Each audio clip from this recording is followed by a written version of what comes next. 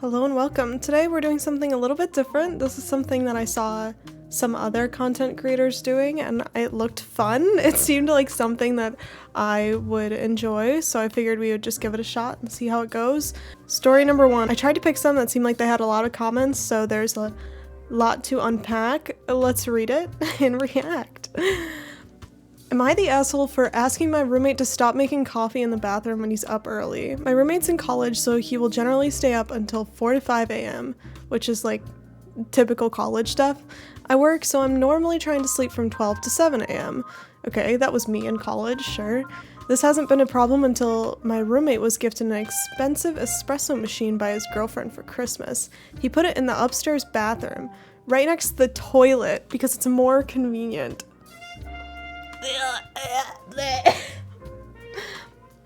I don't know if any of you have seen the visual of what happens when you flush a toilet and the seat is up, but my god, if you haven't witnessed that, do it and ruin your life for the better, because the way that a toilet flushes, it's not sanitary.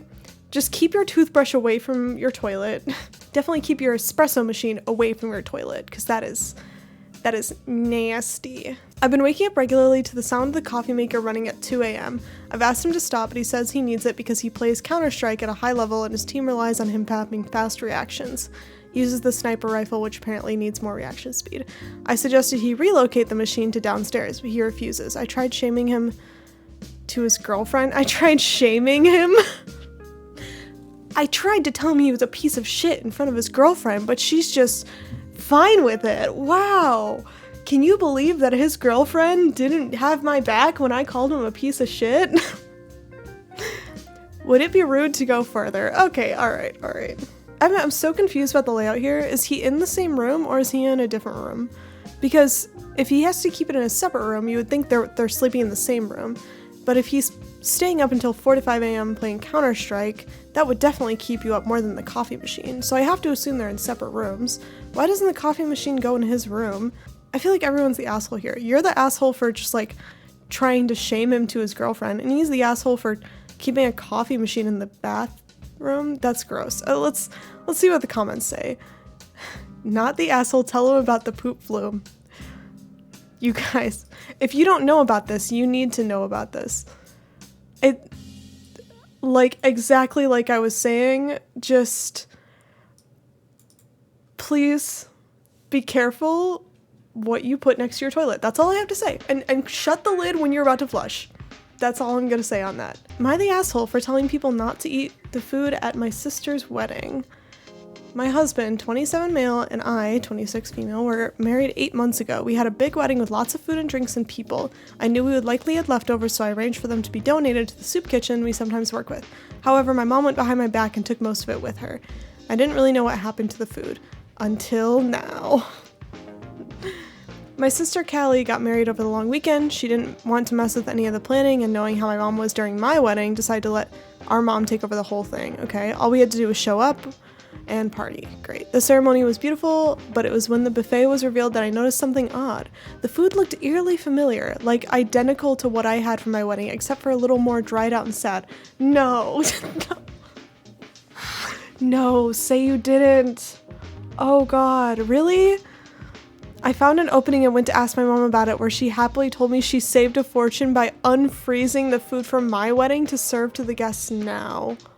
Oh, that's weird. I was horrified and immediately voiced my concerns about safety. She got upset and said I was acting like a snob and should be happy the food wasn't going to waste. I argued that it was never going to be going to waste because it would be going to the soup kitchen, but she wouldn't hear it. I didn't want to make a scene, but was worried about people getting sick, so snuck off to see my sister. She was horribly embarrassed, mentioned that mom said something about saving money, but didn't question it because she didn't want to foot the bill like I had. Okay, so the sister is like on OP's side.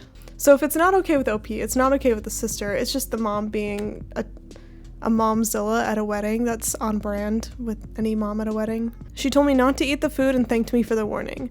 From there, my husband and I discreetly started telling some guests to be wary of the food, and the rest of the night was fine. My mom caught some flack for being cheap, but I've also been catching heat. Some of our relatives have been saying that I intentionally made my family look bad, and the food was fine as it was frozen and then defrosted. They said no one would have known if I didn't make a stink over it. I don't know if I did anything wrong. I could use some help and would like to know if I should apologize. Am I the asshole? No. No. Why would you reheat frozen food for a wedding? Like, for an event? No. It's fine if you're gonna eat it like the next day, but how long? 8 months ago? You're telling me that this food was frozen for 8 months and then served to a bunch of guests? No. Absolutely not. I'm out. No, not the asshole. Absolutely not. What the fuck? My wedding had about 200 guests. My husband and I had a large family and intentionally planned for more people to come and knew that a lot of people wouldn't for one reason or another, so we knew we'd have leftovers. Okay, fair enough. And it sounds like you planned for it, so good for you. My sister and her husband have been together for 10 years. They recently decided to get married for... Why does this matter? My mom begged her to let her do an event. So she had a small wedding with only 50 people. Okay. Have y'all ever heard of garage freezers? They're super common where I'm from. Yeah, my family had actually, everyone I knew had a freezer in their garage growing up where they would keep bulk food that was separate from the regular freezer. Yeah, I think everyone is kind of in agreement here. Not the asshole. Oh my god, it's not that it was stored frozen for 8 months. It's that it sat on a buffet table for God knows how long at your wedding and then in your mother's car before it was frozen. Exactly. Yeah, it's not just like a ready-made meal where it was like made, instantly put in the freezer and then preserved. It was like it sat out for hours at your wedding and then it sat out, heated up at her wedding. That is so nasty. You can't just thaw and refreeze food, guys. Same reason you can't cook moldy food to a hot temperature to make it safe. The bacteria are already spreading poison. Yeah. It's sneakier than you think. It doesn't work. Definitely NTA. Moving on. That's nasty. I would feel pretty gross if I ate this food. Gross. We're moving on. Anytime a cat's involved, I'm gonna get triggered most likely, so here we go. Am I the asshole for not paying my teenage pet sitter after how I found my cat? So I, 39 male, live with my wife across the street from a family, Dan and Gina. There are 3 kids, the oldest of which is a 14-year-old boy named Max. I recently took a week-long vacation, made a deal with Max, and through communication with his parents, that if he came over to my house once a day when I was gone to take care of my cat, I would pay him $50. Okay, he had 3 main tasks: refill her water and feed her, brush her, clean her litter box every other day. Okay, fair. When I came back, I found my poor kitty noticeably skinnier with knots in her fur and a litter box with a week's worth of urine and feces in it. I took the next hour to give my kitty some TLC and made up for Max's incompetence. Yeah, I definitely wouldn't pay them. The next day, Gina and Max rang my doorbell. Gina made polite conversation before asking about the money. I told her about how badly Max had taken care of my cat. Yeah, Gina apologized. She said that due to his actions, she said that it would be fine to only pay him $20. No. No, what did he do? No. I told her that no, I would not be paying him anything because it's clear that he never came over at all. Gina argued that I couldn't know that. True, I don't have cameras, and that he's just a kid and he did sacrifice his free time with the expectation that he'd get paid. That I should give him at least $10 as a learning experience. I refused and shut the door on them. That's totally unfair. That's like, you're just trying to get a participation trophy at that point. Absolutely not. Now, I respect workers and their time, and I understand that when you hire someone, you pay for their time and their skill. My opinion, Max didn't give his skill, and I have a strong suspicion he didn't give his time.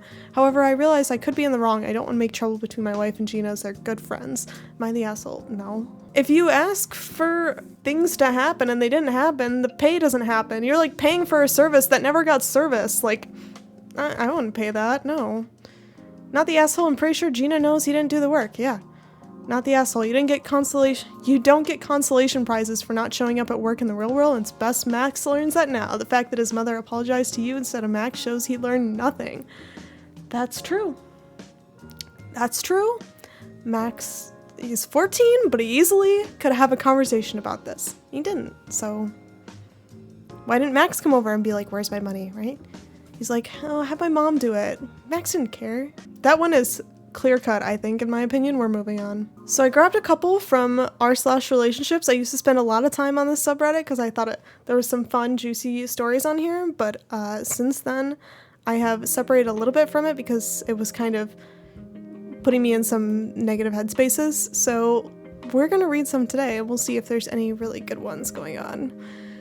Someone sent me a video of my drunk boyfriend being harassed at a party and I don't know how to bring it up to him. Throwaway account. I really don't want him or my friends to see this. Me and my boyfriend have been dating for 4 years. I thought we'd been really open to each other about everything important. I know he goes out with friends every once in a while to have drinks. I've never had any reason to worry about it. But the day before yesterday, I got a text from a number I don't know. I can't even think of one of his friends that would have my number. They only sent a video of my boyfriend at, I guess, a house party. Suspicious. I don't recognize anyone else there. He's clearly smashed, falling all over himself and incoherently talking, and this group of like 15 people are just fucking with him. These guys are pulling him around and holding him down, and he gets more visibly upset. Yeah, that's really fucked up. They held his arms behind his back until he was in tears. Oh my god, that is terrifying. They were pushing beers in his face and dumbing them down on him until he gagged. Oh god. He looked awful, almost sick. It was only about a minute long. I have no idea what was going on. It really made me feel ill. When I was in college, there was a guy who was like super sloshed.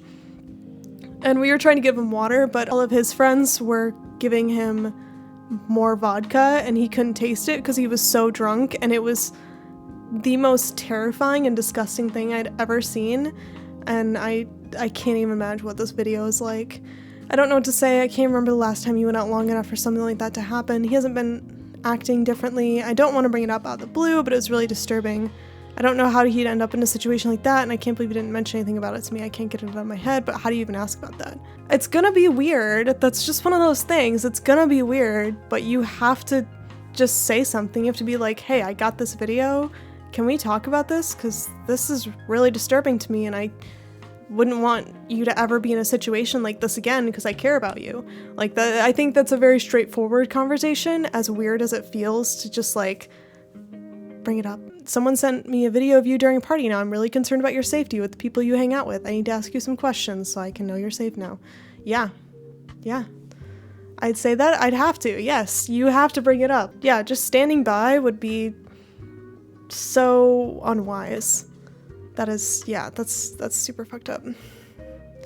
Your concern needs to be for his safety, and your clear communication needs to be that and nothing he does. Yes, exactly. So you can't go into it and be like, I can't believe you got so drunk, and let them do that to you, right? It just needs to be like, I am so sorry that happened to you, and I'm really concerned about your safety, and just have a direct conversation about it, about his safety, about your concerns, how it made you feel. Whenever you're having these conversations, only bring up how you feel. Don't get all lost in what the other person did. Just say, like, I watched this video, it made me feel really scared about your safety, right? Like, that's how you gotta bring up these conversations. The second you bring other people's actions into it, like, it's just gonna be dangerous. You have to go into it saying, I am scared.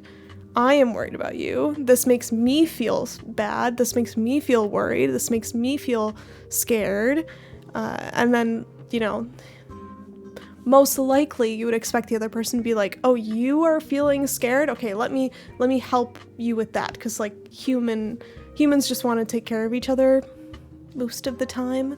So you can typically just bring it up that way. Also, obviously, the concern is their safety. Am I the asshole for saying I'll be driving myself and paying for my own room on the upcoming family vacation so I won't have to be a babysitter? Oh god, this is so long. Okay, here we go. I, 23 male, was repeatedly stuck playing the part of helper and babysitter on family outings. I had to move out of my parents' house because I kept being forced to help with my 3 nephews.